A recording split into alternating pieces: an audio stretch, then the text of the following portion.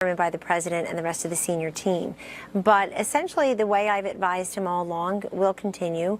It's both an honor and it's frankly very humbling. The gravity and the responsibility of the job of President of the United States is obviously possessed by Donald Trump. You see him in this transition, how energetic, how focused, how brilliant his cabinet picks have been. And I really think that implicit in being with Donald Trump throughout that campaign, especially in those closing months and through the victory, is that those of us who could serve would go inside with him and continue that service on behalf of him and Vice President-elect Pence. I also, my main struggle was about my 4 children, Eric, whom you've met, and frankly, I feel very secure and very confident that President Trump's White House and indeed his West Wing will be a family-friendly place. I've seen him up close and personal with his own family, with his 10-year-old son, with his wife, with his adult children and their spouses. This is a man who values family, who's been great to the people who have worked for the Trump Corporation over a number of decades, whether they're observing Shabbos on Friday night and leave early, or whether they are women who have small children, and men who have small children, frankly, or sick elderly relatives. So that's been his practice. I know he'll take it into the West Wing, and this is a series of conversations I've had with him directly, and we came to terms, and I'm all too happy to serve him in this capacity. Very good, very good. Kellyanne, you're going to be the senior most female in the White House. Can you give us a sense of the gravity of that? Well, first, I would exclude from that description any of his family members. If his daughter or his comes inside, obviously she'll be very senior. Ivanka Trump, brilliant mind, obviously very important to her father in the business, and perhaps if things work out in the White House or in his administration, and certainly his wife Melania Trump has the role of First Lady of the United States. That's in and of itself the most amazing, I think, role and the most senior woman. But in terms of staff, you are correct. Right now, that's the case. And also, I mean, take into account, of course, Eric, that you have a number of high-ranking women who will serve in the cabinet, Nikki Haley and Betsy DeVos and others. That's very exciting. So for me, I feel the same responsibility I think the men do on the team, which is to do what we can to articulate and to move forward the agenda that President Trump has put forward. It's very specific. It's there for all to see. It's his 100-day plan in the first few months. It's bold, and it's the one that America voted for, Eric. It includes 25 million new jobs over 10 years. It includes unleashing energy. It includes infrastructure, repealing, replacing Obamacare, immigration reform, renegotiating these trade deals so that they're more favorable to America, right, Americans and the American worker. There's so much to do. And look, there's a White House office of women and girls. I'll need to talk internally about what that means in a Trump administration. That is something that obviously that may interest me or that my skill set would be compatible with, but it really depends what this president puts forward. Sure. I met all 4 of the beautiful young ladies last night at a restaurant as well with you. So let me transition a little bit. You talked about the first 100 days. In the wake of some major terror attacks around the world right now, the globe is getting to be a very scary place. Can you please nail down what is President Donald Trump's policy going to be with Muslim immigration to the United States? So as the president-elect has said many times, and as people can even see on our website, he's been very specific about what we need to do more strongly and differently than what exists now. One is more careful and extreme vetting, as he refers to it, Eric, of people in countries where, or frankly, of countries where they're known to train and harbor and indeed export terrorists and terrorism. And that, I think, would help a great deal. Also, not looking the other way. When we see what's going on, we see what's happening. We know that ISIS has also said that they plan to, quote, blend in with the Syrian refugees and other folks who are doing a mass immigration somewhere. So that's very concerning. He also just wants to crack down. He wants this to be a sovereign nation that actually has borders and respects its borders so that we know who lives among us. We know who's coming in and not coming in. In addition to terrorism coming through our shores and over the borders, is that drugs are. It's people and it's drugs. And so there's great concern now. Every time he has said ISIS was involved in one of these attacks, either in San Bernardino or Orlando, or of course now in Nice and Brussels and Paris, and most recently this week Berlin, Germany, he's been correct. And he doesn't say it because he wants to be correct. He says it because he knows, and the American people who voted for him as Commander-in-Chief and President of the United States know, that terrorism is on the advance and that ISIS and radical Islamic terrorism must be stopped.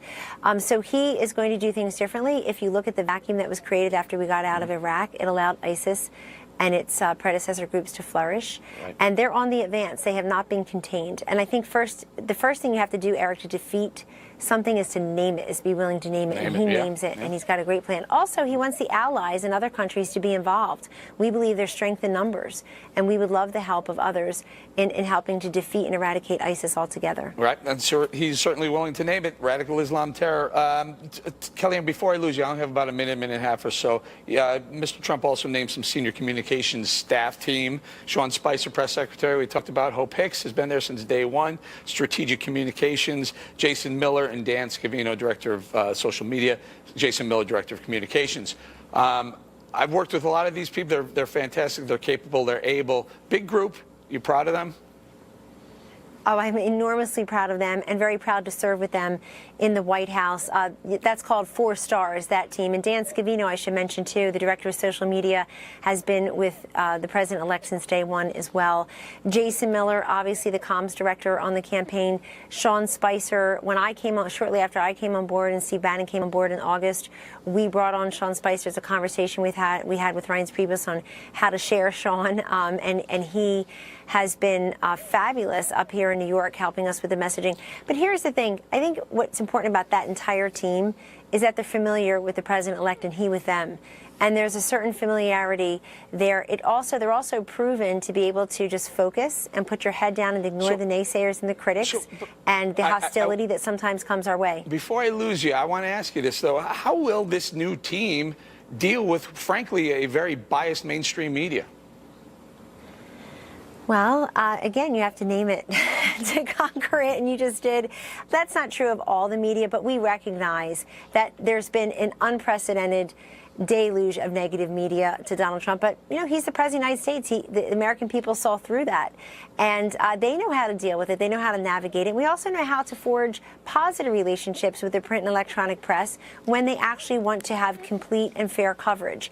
And we are all working on that on his behalf. He's working on that. He had an off-the-record briefing with media down in Mar-a-Lago on Sunday night, a cocktail party, which was really nice. And so we'll just continue in that vein. Kellyanne, congratulations. I'm going to say thank you for joining us again. Thank you, Eric. Thank you. All right, coming up, sore loser liberals are plotting their next move to try to take down President Donald Trump, President-elect Donald Trump. We'll tell you what they're up to and get reaction from former Trump campaign manager Corey Lewandowski. And later, according to TMZ, Ivanka Trump and her family were harassed by an angry passenger on a flight earlier today. TMZ founder Harvey Levin will be joining us with the details. Plus, former Ambassador John Bolton is here later tonight to react to the terror attack in Germany. That and much more straight ahead on Hannity.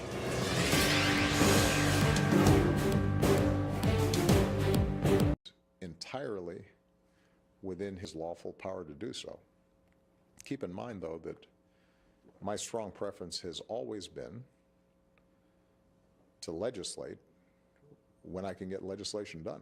So my suggestion to the president-elect is, going through the legislative process is always better, in part because it's harder to undo. As you might imagine, many critics are crying foul as Mr. Obama has made it no secret of his love for his pen and phone. Listen to this. I've told my administration to keep looking every single day for actions we can take without Congress. I've got a pen and I've got a phone, and I can use that pen to sign executive orders and take executive actions and administrative actions that move the ball forward. I've got a pen to take executive actions where Congress won't.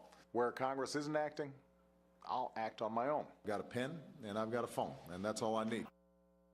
Mark Thiessen is a former chief speechwriter for President George W. Bush and a Fox News contributor. Jessica Ehrlich is a Democratic strategist. Mark, I'll start with you first. You've got a big smile on your face. It was a beautiful montage put together by the production staff of this show. I mean, he said it, and then look what he did. It's quite remarkable the chutzpah it takes to say what he said in that interview. And the thing about his pen and his phone is that he's still using it. I mean, the day before he gave that advice to Donald Trump in that interview, he used his pen and his phone, took executive action to permanently ban offshore drilling in hundreds of millions of acres of the Arctic Ocean and the Atlantic coast. He took a 1950s era law written 75 years ago to expressly overturn the intent of Congress and the intent of the American people in this election. He's telling Donald Trump not to use his pen and his phone. Well, guess what's going to happen? Donald Trump is going to use his pen and his phone to undo all the things that Barack Obama used his pen and his phone to impose against the will of the American people. Jessica, after what we just saw and heard, it is hard to imagine that President Obama has a leg to stand on offering this type of advice to the president-elect. Well, I actually disagree. I think he has every leg to stand on, because what he's saying is basically like, do as I say, not as I did, which is actually very good advice in this situation, particularly given the fact that Donald Trump is starting with a majority in the House and the Senate, which is also how President Obama started. And then things fell apart and he lost that. And not only did he lose it, but Congress worked actively against every single measure that he had and every single measure that he put forward. And Donald Trump right now is starting with not only what President Obama felt that he had in both 2008 and 2012, which is a mandate from the people. And I think President-elect Trump feels the same way, that he has a mandate from the people, that he's going forward and going to execute that. He has the majority in the Senate and the House, and now is the time to work on that. And I think, what the president is saying is, don't lose that, without specifically saying, make sure you hold on to your majority and get the legislation done and try to do as much as you can, because otherwise that is what we'll end up seeing from Donald Trump, is having to do the same actions over and over if things fall apart for him. Mark, you make an interesting point that it makes it a lot easier to undo a lot of the things that he did do with his pen and phone when you do go around Congress. Absolutely. I mean, and look, right now as we speak, Obama administration's officials are burning the midnight oil tonight and every night going forward between now and January 20th to try and impose as many regulations and executive actions as they can in order to hide the hands of Donald Trump. So of course he's going to use this pen and his phone to do his best to untangle that mess that they've tried to wrap him in. But it's not just executive action versus congressional action. One of Obama's signature legislative achievement is Obamacare. That's going to get repealed as well. And the reason is, it's not that he did go through Congress to pass that, but he had the House and the Senate, and he had veto-proof majorities, and so he went through and he imposed that over the objections of Republicans. If you want to be successful, if you want your legacy to last, you have to get bipartisan buy-in. You have to reach out to the other party and bring them in so that they don't come in and undo your work when they come in and get the power to do it. And Jessica, it does make you wonder, when we saw the president, the sitting president, offer that interview and offer that advice to the president-elect, it makes you wonder, the next few years, how much is the president-elect going to hear from President Obama? Will he be pretty vocal about his actions? Yeah, I can't really speculate on that, but I will say that, President-elect Trump has said repeatedly that President Obama has really been very open and helpful to him and been wonderful during the transition. I think that will continue. I have absolutely no idea what President Obama will do going forward, or what his role will be on a national or an international level, on a local level. I really can't speculate to that. But I think Mark makes an amazing point in that, which I agree with completely. Whatever it is, whether it be Obamacare, I think that is actually how, everything sort of fell apart for Obama, whether he'll say it or not. He ended up losing control of the House and the Senate. And that's what leads to having that, where you have to do executive orders to get what you feel the people elected you to do done. Donald Trump is not starting in that position. He's starting with a position where he's got what he feels is his mandate from the people who voted for him. Okay. He has the House and the Senate. Right. He now has the opportunity to have an incredible beginning of the next several years. All right, Jessica, Mark, thank you. Thanks. New video of one woman's angry tirade going viral as some call for criminal charges. Mark Eiglarsh and Eric Guster are here on that next. This is the Dremel Ultra Saw, the most